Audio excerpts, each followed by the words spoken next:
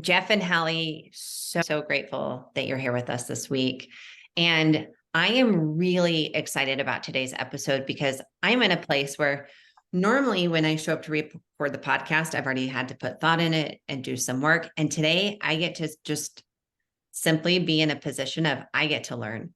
And I am so excited. I know that you have done these trainings on the brain, and I know that there's this gap between the physical brain and our emotional healing. And that's really what you've been diving into. So tell our listeners how you even got started in this journey and what you've been up to. Okay. Yeah. Thanks for having us on here. So I lost my dad in 2022 to Lewy body dementia. And of course, when you have dementia, the symptoms and the signs start happening years before. And so we'd been in that journey of watching my dad decline for several years. And as I was watching that, I didn't want that for myself. I didn't want that. I didn't want my family to watch me go through a similar journey down the road. And so I started reading everything that I could find on cognitive health and cognitive decline and Alzheimer's. And there are lots of neurologists and people in the cognitive health world that believe that there are a lot of things that we can do to prevent and even reverse some of the signs of cognitive decline. Dr. Dale Bredesen was one of the first books that I read, his End of Alzheimer's, Dr. Daniel Amen. And there's a ton of really wise researchers and medical professionals out there who believe there's something you can do about it. And so I started looking, and I did a search to see if there was any of Dr. Bredesen's providers in the area. And I happened upon a name. His name was Randy Vaudry, and he's a cognitive health provider. And I reached out to him and I started working with him to be proactive about my own brain health. And in probably our very first conversation that he and I had, he asked me if I had ever had a head injury. And I said, no, I've never had a concussion. That I played sports, but I don't remember ever really getting a big concussion. I've never been in a car accident. And I said, but I do have some emotional trauma that I've been working through the last several years. And he said, let me stop you right there. He said, I'm really glad that you told me that, because the effects on our brain are very similar when we have emotional trauma as if we were to have a physical trauma to our brain.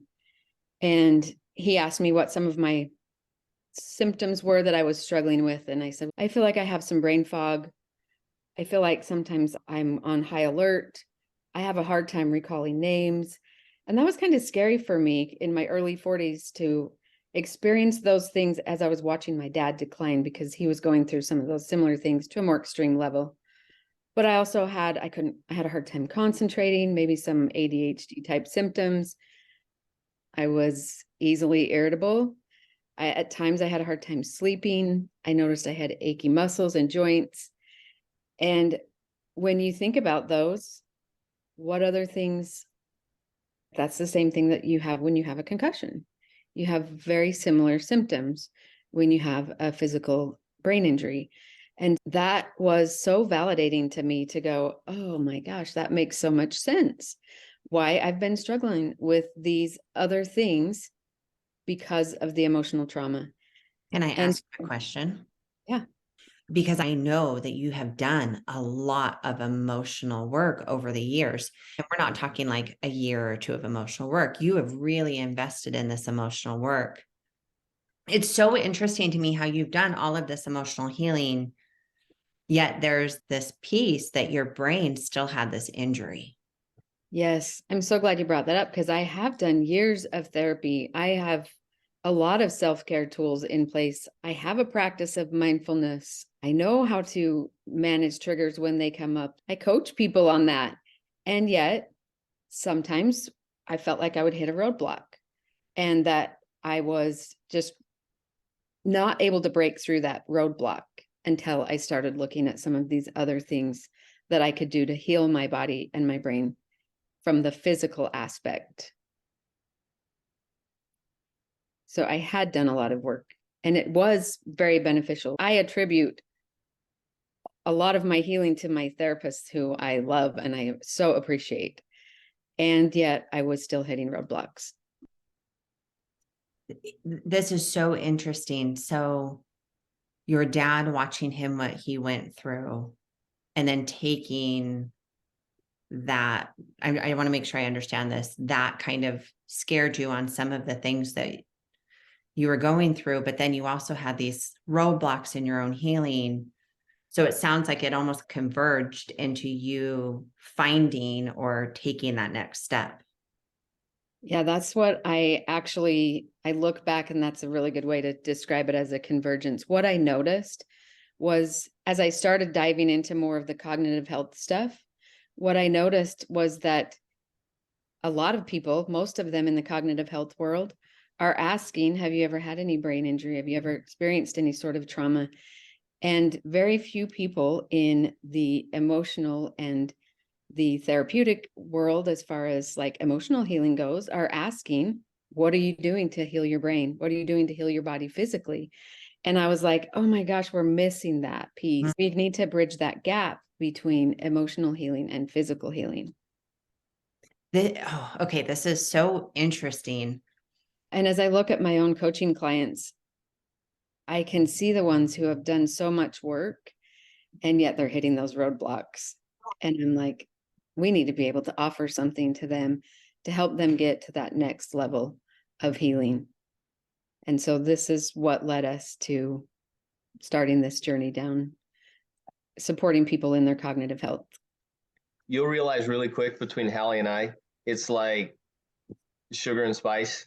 She's like the very more eloquent, and the brain, kind of the therapy side of it, the understanding how, meditation works, how the life coaching skills, the therapy skills, how those all work as far as the emotional, mental stability part of it.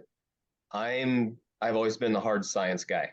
Like, I taught anatomy at a university to pre-med students. So if I can't like see it, explain it, and be able to get it out to you in a very scientific way, it's to a fault. And Hali will agree with this. I can go into the biochemistry of a lot of things because it's super nerdy, but I love that kind of stuff.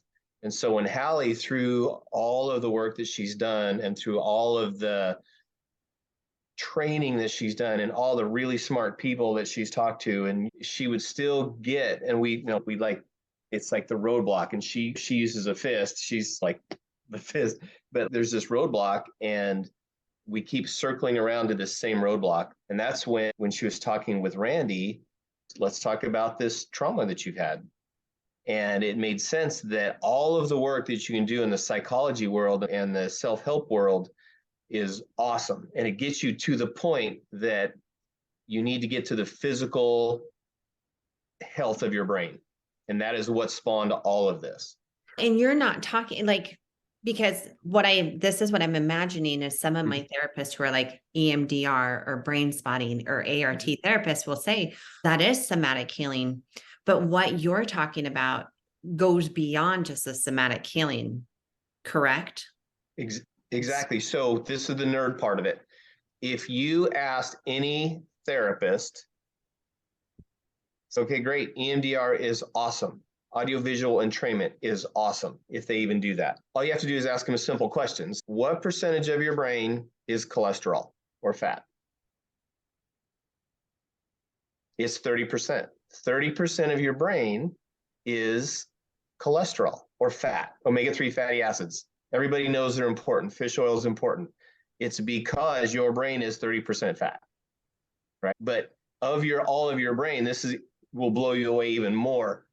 So the basis of a lot of what we do deals with inflammation, everything in your body, like arthritis, inflammation, tendonitis, inflammation, bursitis, inflammation, neuritis, inflammation of the nerves, inflammation. And so this podcast is kind of going to address this, but inflammation is such an important part of your life that it causes a lot of the problems that we have. If I had you guess, what percentage of your brain is actual nerves? Your brain's the nervous system, right? It's the electrical circuitry of your brain, of your body. 10% of your brain is actually nerves. 90% of your brain are the nursing, helping, healing cells that control health and inflammation of the nerves. So if you have any type of inflammation in your body and having a traumatic event like a sexual addiction or a spouse or betrayal trauma, cognitive traumatic brain injuries, concussion, car wrecks, those all cause inflammation of your brain. And so if you know that you have inflammation and 90% of your brain deals with inflammation, and those cells are now all wired up and just hot and angry and aggravated and doing their job, how healthy do you think your brain is at that point if it's really inflamed, like a sprained ankle? Okay. That makes sense? Yes. And here's where my brain is like being blown right now. So I have Hashimoto's, which is an autoimmune disease. Totally related. And my body, when I get overly stressed, gets inflamed. My weight will go up easily 30 pounds in a month, because when that inflammation kicks in, it's out of control. I'm eating this up because I am relating so personally to what you're talking about right now. And my Hashimoto's, I can look back and see that I've had it my whole life. But when I had the trauma, it was out of control. So this is just so interesting to me. That's the similar experience that I had when I was talking to Randy and going through all of the connections that he was helping me make with things that were going on with my body. And so that was the other thing that I loved about what he did, is because I could search on Google and go, I have brain fog. What should I be doing for it? And it might give me all these really good supplements that might work for brain fog. Or if I was having achy muscles and joints, there's a million things on Google that I should take. And so I did. I took a lot of those things. The amount of supplements in my cupboard, I take pretty regularly. Yes. Yeah. Oh, I'm not saying I don't take supplements. I do. But now that I know that the ones that I'm taking are the specific ones that my body needs, because we started with the most extensive lab panel I'd ever had from any provider. Even my OBGYN, anybody that had ever looked at my hormones and stuff, it paled in comparison to the amount of things that we look at when we do our extensive lab panel. And that is what I loved about the enhanced protocol, is that it is a very personalized approach, and it starts with an extensive panel of labs that helps you look at exactly what is going on in your body and where the imbalances might be in your hormones and in other nutrients and things that are happening specifically for you. And when I started taking the right things that I needed for my body, and not just what Dr. Google said might be a good idea, I couldn't believe what a shift I had in just the way I felt, not just physically, but I am a firm believer that your physical health attributes to your mental health and your emotional health. So it was like the whole big picture of everything, looking at all of it. And I really feel like it helped me bust through that roadblock that I kept coming up against. I have so many questions. I want to dive into the meat of, okay, tell me exactly, like, what did you do? What did you learn? But I don't want to get off track to where you were sharing your story. So I'm going to just rewind and be quiet for a minute. Keep going with your story. But this is so fascinating. And I can see so many individuals who've been through trauma. And I'm not going to label it as just betrayed partners, because we live in a world that's full of a lot of trauma. So I can see both sides of the equation, needing to be aware of this piece.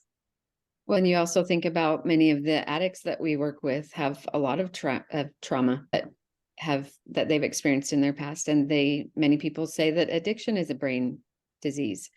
And so I think it applies for a lot of people across the board. Really quick, if I can clarify, when you talk about these physical changes, what all did that entail for you? Okay. I mentioned the lab panel. That was the big one. We started with that. And then we looked at a whole bunch of things. We looked at what was my sleep like? Was I getting good sleep? And did I need to look at, do I have sleep apnea or something like, what can I do to improve my brain height or my sleep hygiene so that I was getting better sleep? What was my physical exercise like, because our brain needs we need oxygen to our brain. And so was I doing the right types of exercise that would help oxygenate my brain? A big one for me that was really challenging was looking at the way that I ate. I was really living the standard American diet, which does not set us up in a very empowering way to live in a healthy. So it was easy because I only have one kid at home right now and he's in school all the time. So it would be easy for me on my lunch break to just run up to Taco Bell or to McDonald's and grab some processed food. And I have a love for Dr. Pepper, and the sugar that the Dr. Pepper was just feeding into my body. I like the way Jeff describes what sugar does to us. He describes it as if you had a broken glass and the little shards that are in the glass that you can't really see, but you know that they're there. It's like shrapnel going through our body, causing inflammation everywhere. And so that was a big challenge for me, was changing to a more brain healthy diet where I was eating more whole foods, less processed foods, a lot of healthy fats, which before the standard American diet says eat low fat. Yes, but good healthy fats are essential for our brain because it's 30%. 30%. And so if our brain is lacking in that makes sense to me that my brain wouldn't function in the right way. And another thing that was interesting to me when I was talking with Randy was he asked me about my dental health. I had never really thought about my dental health being connected to my cognitive health. And I felt like I had pretty good dental health, but he got me on a different toothpaste that would optimize my dental health, and then even recommended that I get my teeth cleaned more than twice a year, which is what most of us do and what dentists recommend, that I consider every quarter or 3 times a year getting my teeth cleaned, because now that I know about it, it makes sense that my dental health would contribute to my cognitive health. My mindfulness, and I had a pretty good practice then as well. I had already learned those skills through a lot of the therapy and coaching that I had done. But my stress level, what could I do to reduce my stress? What am I missing, Jeff? The thing when Hali started going through and actually had a plan, because if you think about it, if you go through this bomb going off in your life, you're just picking up pieces like, I don't even know how to get my life back together. And so Hali did a really good job of being led and inspired to ask questions, to be led to the people that she needed at that time in her life to help get her to a certain point. And I have no doubt that, unfortunately, with her dad and the whole dementia, Lewy body dementia diagnosis, and her history of Alzheimer's in her genetics, in her genotype, that it led her to talk to Randy, which led her to this point. I think a big part of it is hope. And I know you guys deal with this all day, every day. If you have no hope, you have nothing. And so it's okay. This is the next best thing for me to do. In addition to all of the great stuff I've done, now I have a better plan. And this guy, and now we're part of it too, has an absolute roadmap plan to help get you to the next part. And it's not just, you mentioned about having a whole cupboard full of vitamins. We all have cupboards of vitamins, and they're great. They're probably all good in individual type things, because maybe you heard a friend like us tell you about it. Maybe you saw an advertisement on it. Maybe you saw a Google ad. Who knows what it is? But they all have a benefit, no doubt about it. But it's better to know that every single vitamin that you're taking, and a lot of times we have a handful of them, right? And we just take them every day. We scrape them off the counter and we take them. But we know that every one that we're taking, we know for a fact fills a void that's in the blood work that we took. And there's 14 vials of blood, by the way. It's not a light, it's like a vampire attack, but it's all meant for a good purpose. And it tells you, you really need, if you have Hashimoto's thyroiditis, you need this, and this will really help with that. But the underlying thing is it really helps with inflammation. And Hali, she responded so well. As long as she put it with all the other stuff she's done, it really helped. She slept better, which is another huge part of our program. She was less just on edge, less edgy, which is anxiousness. Anxiety is a huge part of cognitive problems, right? Depression. She had way less symptomatology of just being depressed. So there was so many physiological improvements that this is something we say all the time, a rising tide raises all ships. So if you get one thing right in your life, it's going to help so many more. And it's the same thing with your internal chemistry. When your physiology is better, lots of things are better. I am curious. Again, this is totally personal, but I wake up all night long. And so I heard you said your sleep is better. So are you sleeping longer? Are you sleeping deeper? Give me a little help here, Hali. Tell her Yeah. what we've been doing the last month with the AVE. So we have a device that is in our program, we have, if you're a local client, we have a brain gym that people can come in and use some of our devices. And we're going to need a couple more because we can't keep fighting over this one, but it's called an audio visual entrainment. And it looks a little crazy when you put it on, but I sleep like a baby when I put it on all night long because it gets your brain waves in the right frequency for sleep. And yes, I have also balanced my hormones. I have started supplementing my body. I've started eating healthier. I exercise on a regular basis. Not perfectly. It's not all perfect. I'm not saying that it's perfect. I'm very much human and I'm not 100% faithful with everything all the time. I live my life, but I've leveled things up. And so that before I even got the audio visual entrainment, that helped me a lot.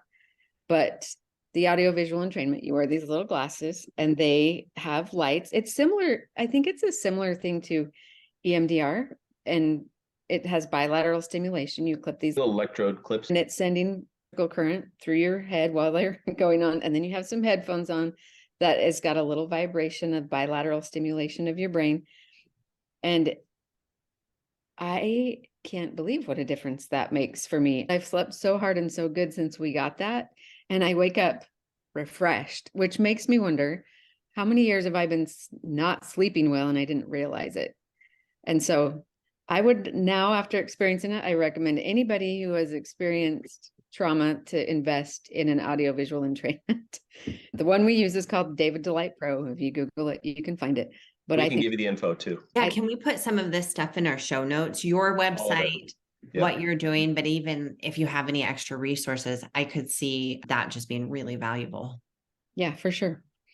For sure. So yes, sleep is better. And I wake up feeling like I actually slept and not exhausted. And I don't need I'll tell you one of the biggest improvements that I noticed.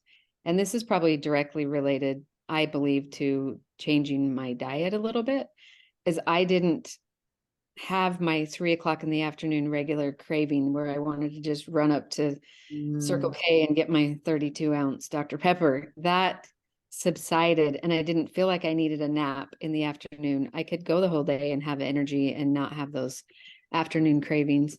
And that was huge because that just it interrupts my life and my day and it's an uncomfortable feeling. So that was another just side benefit of all of that I just felt better. Okay, my brain is going in two different directions. So I'm going to put both questions out there and then you take us whichever direction you want to go. On one hand, my brain is offering the question around at what point, as we have, this is a betrayal trauma podcast, and these women are in all stages. We have women who have just found out in the last few weeks or days. And then we have others who have been on this journey for years and are looking for that thing. Mm-hmm. How do people know if they're ready to do this type of work? So my brain wants to go that place. And then my brain also wants to go with, okay, Jeff, how did you get all wrapped into this and involved into this? And is it just watching Hali? So I know I should never stack questions, but both of these questions are so big on my brain that I'm going to put them out there and you take us wherever you want to take us. Okay, let me start with your first ones and then I'll let Jeff talk to the second one. So I have actually wrestled with that myself because I wonder if I had known what I know now in the early days of my recovery, if it would have accelerated my healing, if I would have been able to move through the roadblocks sooner and quicker as safety was being created. I wonder, and I don't know the answer to that because that's not my experience. I also realize that women in the initial stages of trauma sometimes have a hard time even getting out of bed. Yeah. And so even thinking Even- about doing something like this would be overwhelming to them. And so I think you have to be to a point where you're ready for more. The good thing about it, and this was, I think, key to my success with this program, was that I had a coach that I met with every week. And when I started struggling, she would talk me through that. And when I had questions or I had side effects and I needed to adjust something, she was there to help me and walk me through it. And so having that coach was critical for me to be able to, first of all, keep myself on track and not feel overwhelmed with it. But I think that having that support was beneficial. So the answer to your question is, I think it's going to be individualized for everyone. I wish that we could say, I think in an ideal world, if you could start right away taking a look at some of these things, it would be beneficial. But I've lived it. And I know that sometimes those early stages, you're just in survival mode and you can't even think about anything else. So when you get to a place where maybe you're hitting some roadblocks of your own and you feel like you've done a lot and you want some support to see if there's something else that you can do to push through those. We know it's common knowledge, I think, that if you don't know, but trauma affects your hormones. Yeah. I was shocked when I got my labs back on how not balanced my hormones were. And that was one of the first things that we looked at. And I think that made a big difference as well. Side effect, it wasn't something I was trying. It wasn't my goal, but I lost 20 pounds pretty quickly after I started making all of these changes. It was a benefit for me. I just felt better. So I think it's going to be individualized. They'll know when they're ready for something more. They need something more or some additional support. This is why I just love doing this episode, because if you're listening to this and you're going, I can't do that right now, we'd just plant a seed or put it in your pocket and hold on to it. And then when you are ready, or you are in that place of, okay, I'm ready to tackle more, then you have a direction. And this, I think, Jeff, you talked about the hope earlier. I think this gives hope that there are more things out there, that the road doesn't end. I also, just on that note, because yes, this is a betrayal trauma podcast, but everyone that listens to this probably has a spouse who has an addiction. And I also believe that looking at their brain health could benefit someone who's working through an addiction. Yes. And at times they're not ready for that. They're not managing it at all. But same type of principles apply for an individual who is trying to recover. Are you hitting roadblocks? And what if we looked at the health of your brain and optimized the health of your brain? Would that help you get over the next hurdle that would help you accelerate your recovery as well? I love that. And the thought that comes to mind is, when something is in motion, it stays in motion. And so if even doing this and working on that brain health and the different things that you're talking about, so many of those are dailies as part of recovery, the dailies we do to be a healthier individual, to be able to manage those compulsive behaviors. So I love what you're saying. And I'm really grateful you brought up that piece of it, because you're right, all around this is just what healthy living looks like and sounds like. And that's the cool thing about it, is there's a lot of things that you don't need a lab panel to start making some changes in your lifestyle that can really benefit your brain health. And looking at the whole body as a whole is just one more way to approach your recovery and your healing progress. Yeah. Jeff, do you want to add anything to all of that? Love to. Yeah. If you see me looking down, it's because I'm making notes, because when you guys talk, it just pings all these things.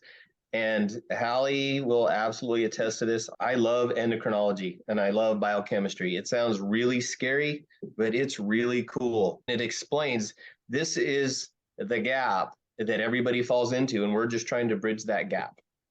We're just here to support you and to help whatever it is that we can. Anything we can do to help in the show notes, anything we can do to talk to people. And I guarantee there's a lot of people out there that are nodding their head like you are.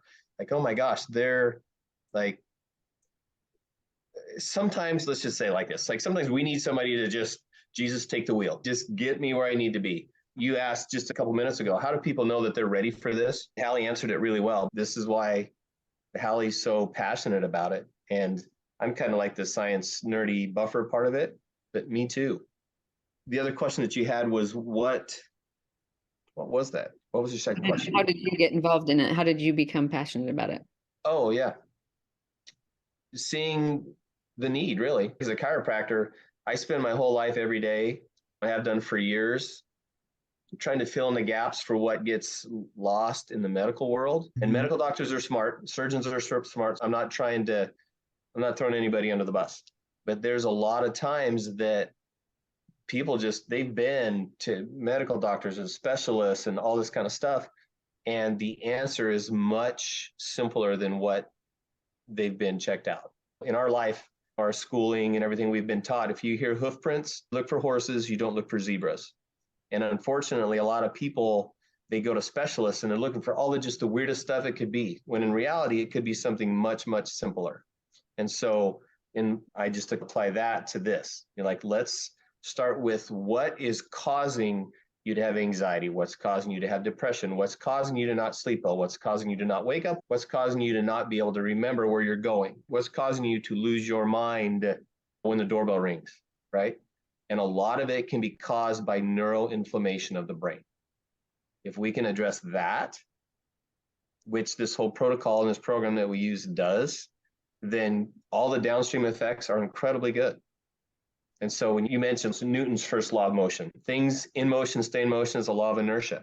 I know the two of you went into a training because this has meant so much to you. And I knew you were headed to it and you were excited about it, but what was that like to go get immersed in this now?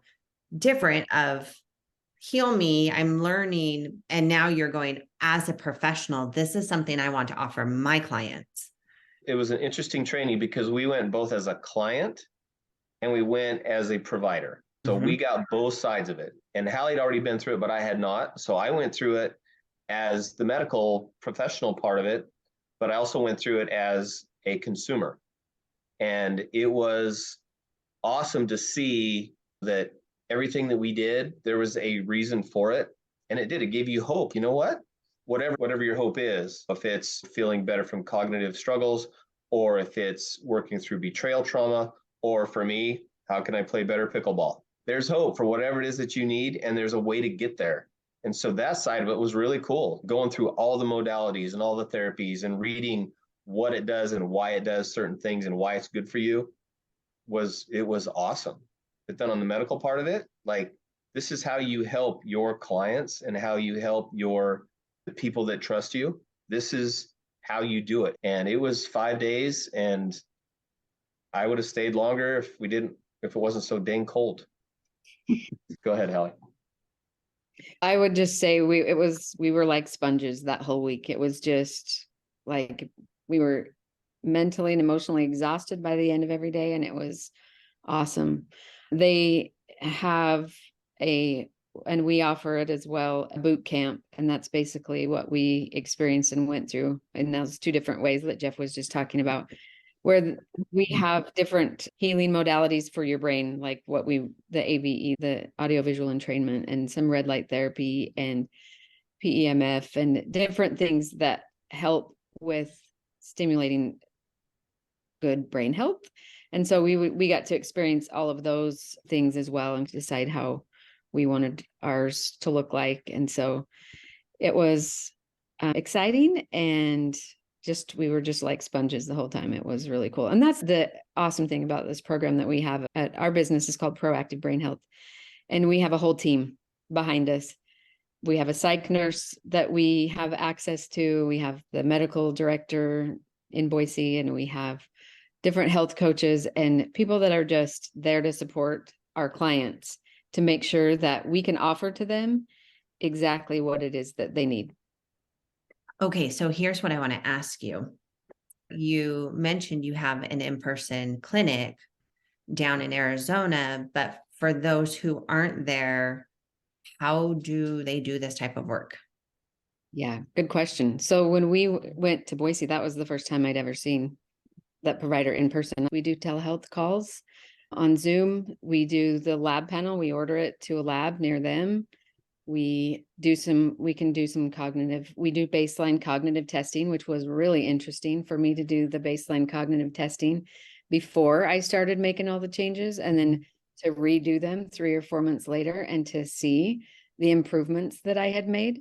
And I redid a few of the labs that were off a couple of months later, and to see all of those things improved was really exciting. It felt so good. Can I just highlight that really quick? To actually have labs that show here is how your brain is healing, man, that would be nice to have something that just shows that you are progressing and moving forward. I think that's one of the biggest pieces that I loved is I could see, I had several different baseline tests that I was looking at. And then as I was implementing the changes over time, I was able to redo those baseline tests and go, okay, there's physical evidence that what I'm doing is working and is helping. And that was just what you could see on paper.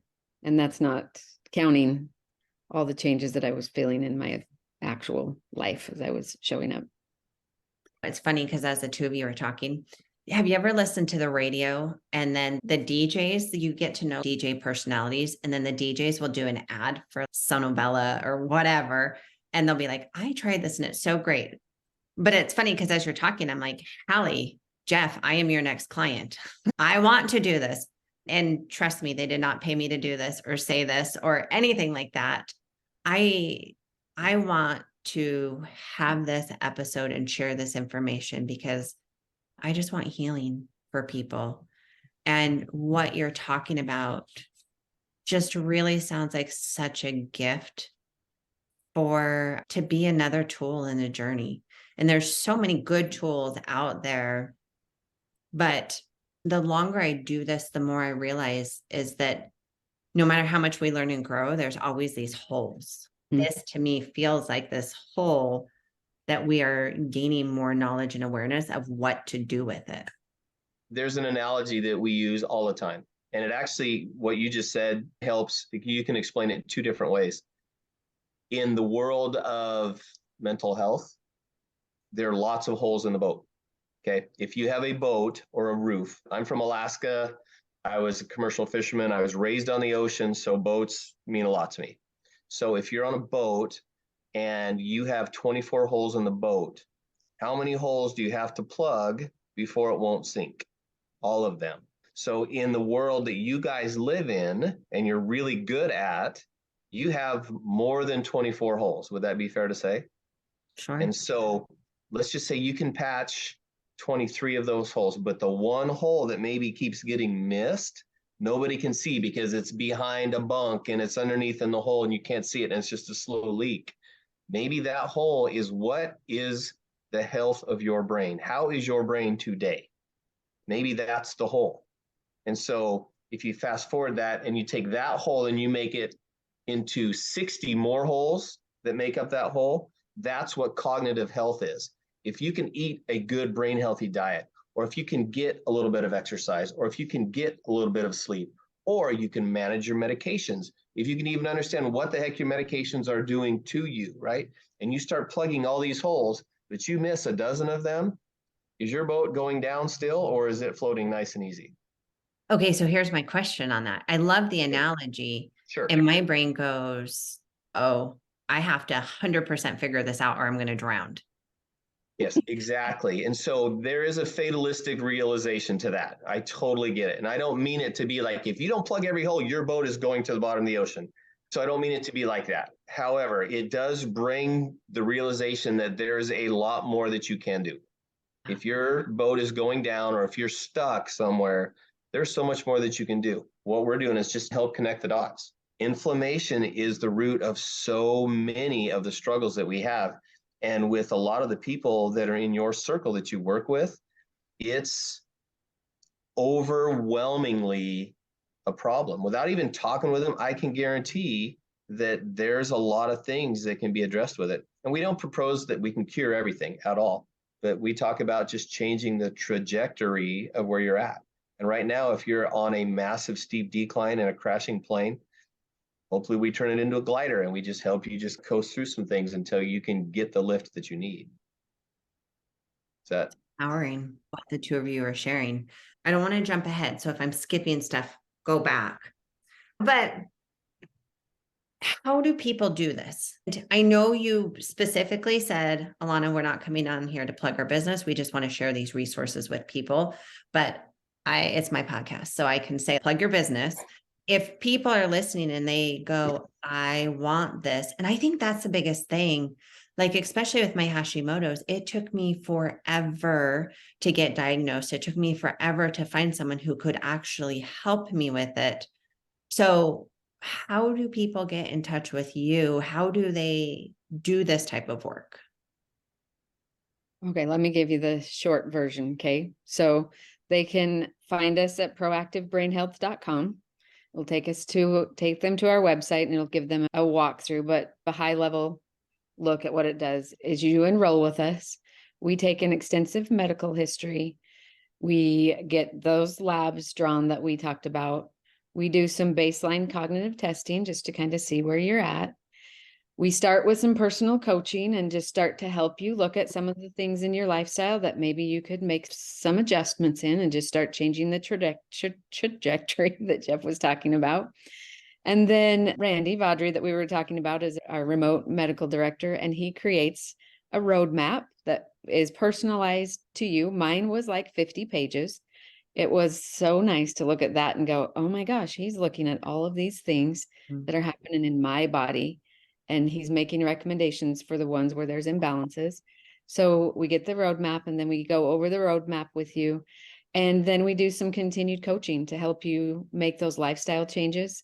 If you happen to be local in Arizona, you can come into our brain gym and do some brain training. You can come in a couple times a week.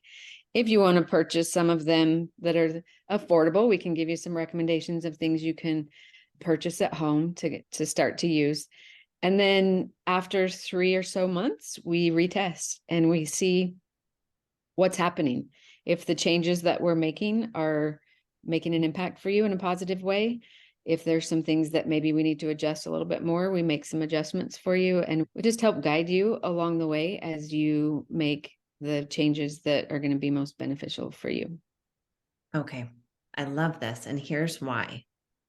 I know a lot of times those who are going through betrayal trauma, it can be scary to go meet with people who don't understand betrayal trauma, even if it doesn't necessarily mean we're talking about the trauma.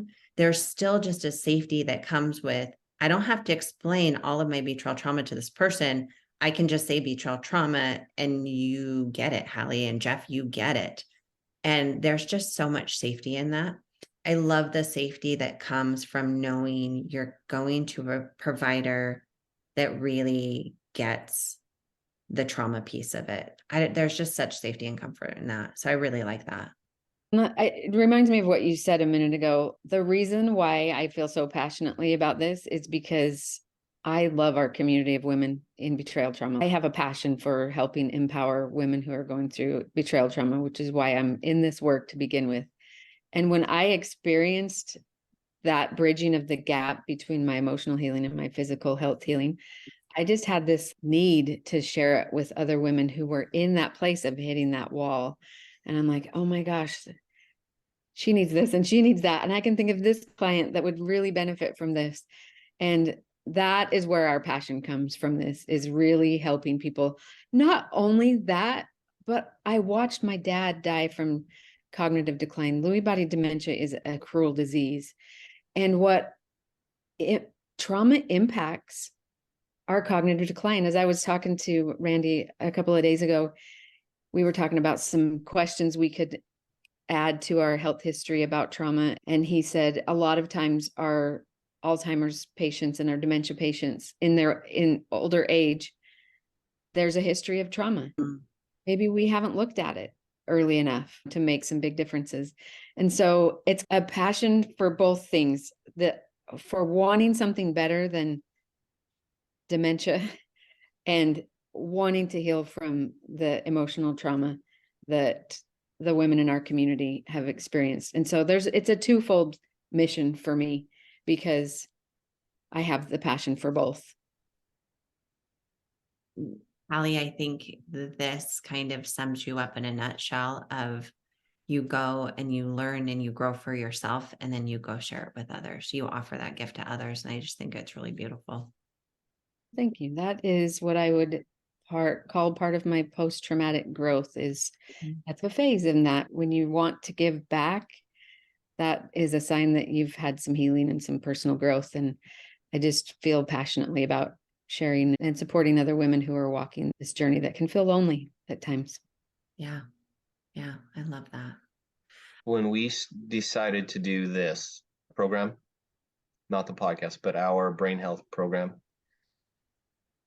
we went through an exercise of why are we doing this? How are we going to make it work? What's the reasoning? And my statement for why are we doing this is that I would like everybody to have hope. I think everybody's entitled to have hope.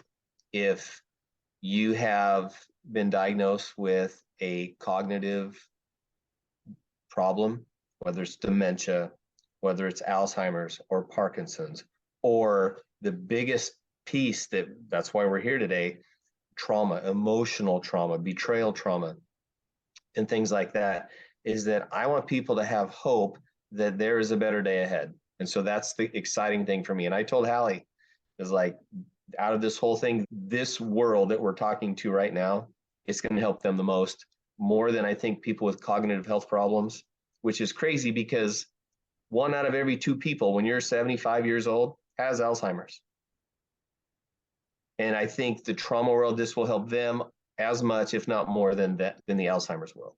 So it's a significant thing. And if it sounds at all like there's some encouragement and hope, call us and we'll explain everything we can. And we'd love to talk to them. I love it.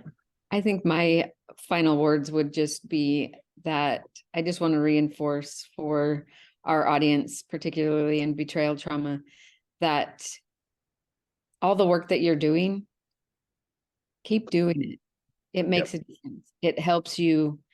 It's critical. I am so grateful for all of the therapists and coaches that have helped me along the way. And if you feel like you've hit a roadblock and you might need something more, this might be the answer. I don't know. Reach out. We'll find out. We'll help you decide if it's the right thing, if this is maybe your next step that could help you bridge that gap between your emotional healing and your physical healing. And I just have such a great love and passion for our women that I just want to support them any way that I can. If this is one more thing that I can offer to my coaching clients, then I'm happy to do that. Thank you both. Thank you for taking the time and just sharing this. Thank you for your own individual work that both of you have done, because we can't take clients places we haven't gone ourselves. So where the two of you have done so much work and have gained so much knowledge and then giving it back to people, it's really remarkable. And thank you for coming on today. Thank you for hanging out with me. And as always, for our listeners, thanks for hanging out with this week. Amy, we missed you. And we look forward to seeing you all next week. Thanks so much.